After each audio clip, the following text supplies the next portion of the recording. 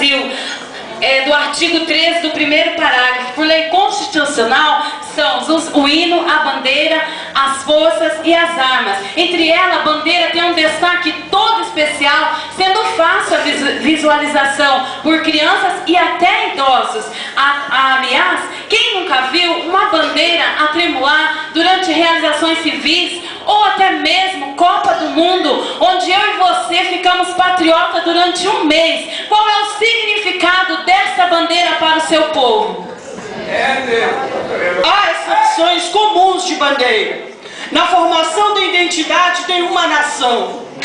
Eis que há povo com bandeira, mas sem Estado, como a Palestina e o Kurdistão. E a representação gráfica de elementos e valores de uma nação. Cores e formas são utilizadas para exibir o que há de melhor e mais importante para a nação.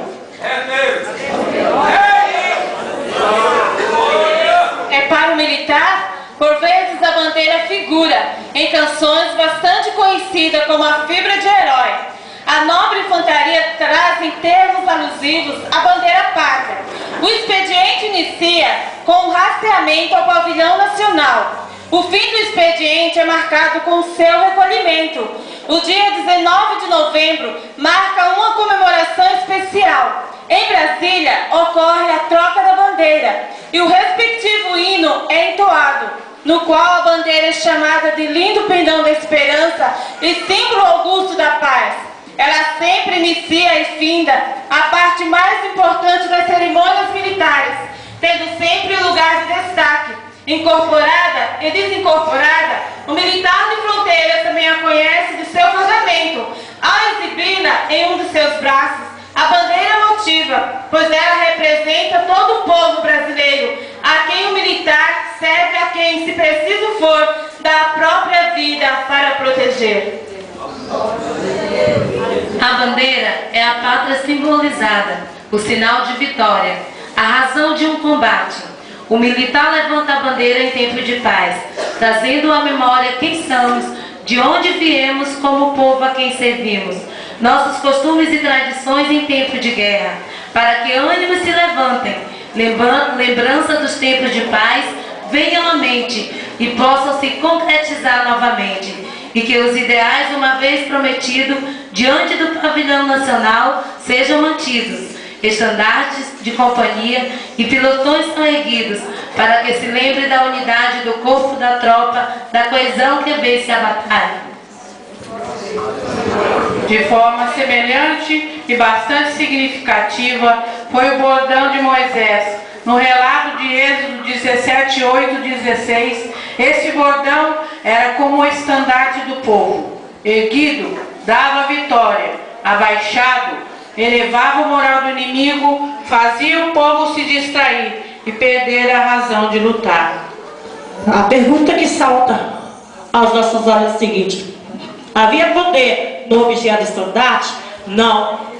O texto nos relata que o poder vinha de Deus, e era Deus que dava condição para o povo de Israel se permanecer firme.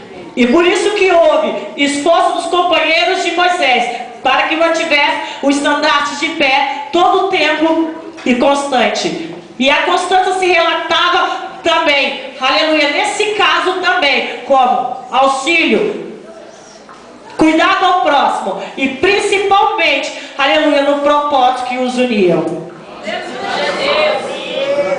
Este propósito que fez o batalhão de voluntários se reunirem para debelar o inimigo e recuperar o símbolo daquilo que os unia. O significado do batalhão era muito mais importante do que o objeto. A força maior, a razão da batalha, era que mantinha aqueles homens cansados, dispostos a lutar até as últimas consequências, para que o propósito da campanha fossem mantidos.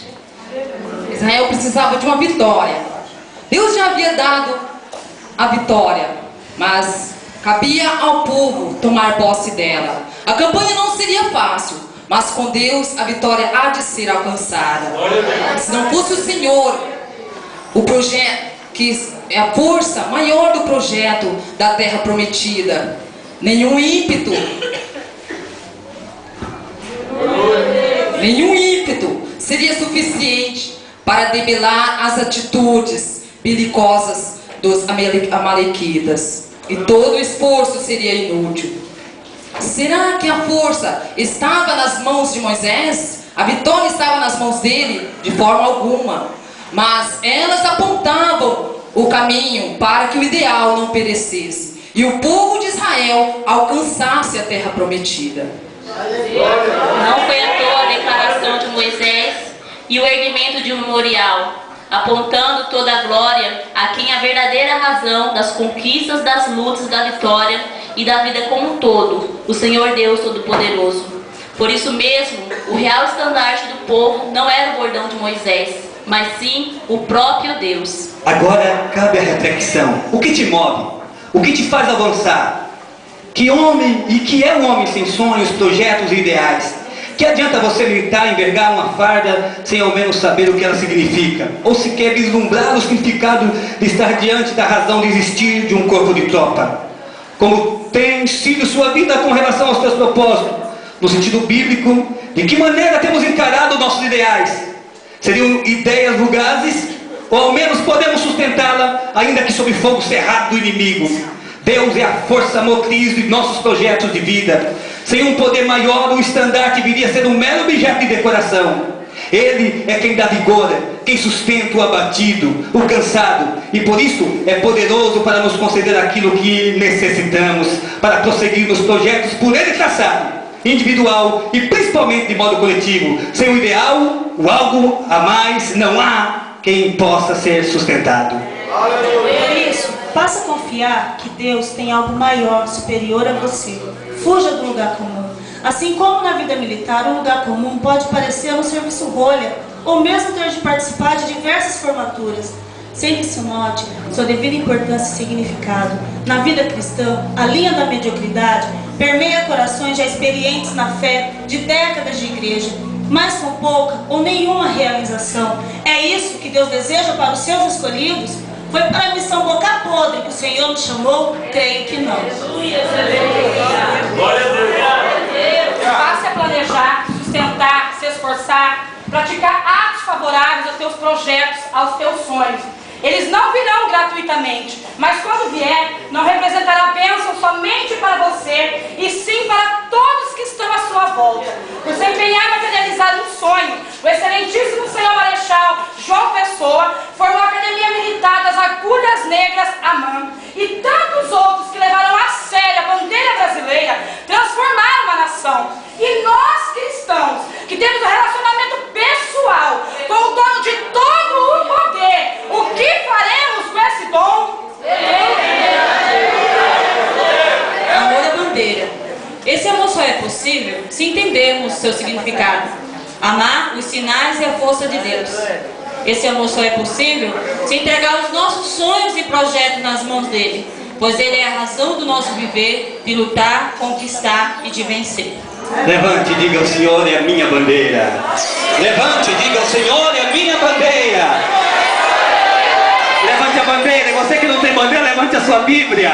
Levante a sua Bíblia. Cadê a sua Bíblia? Diga comigo: 1, 2, 3. Diga amém. Em pé, oramos com o pastor Sebastião Silva Damasceno.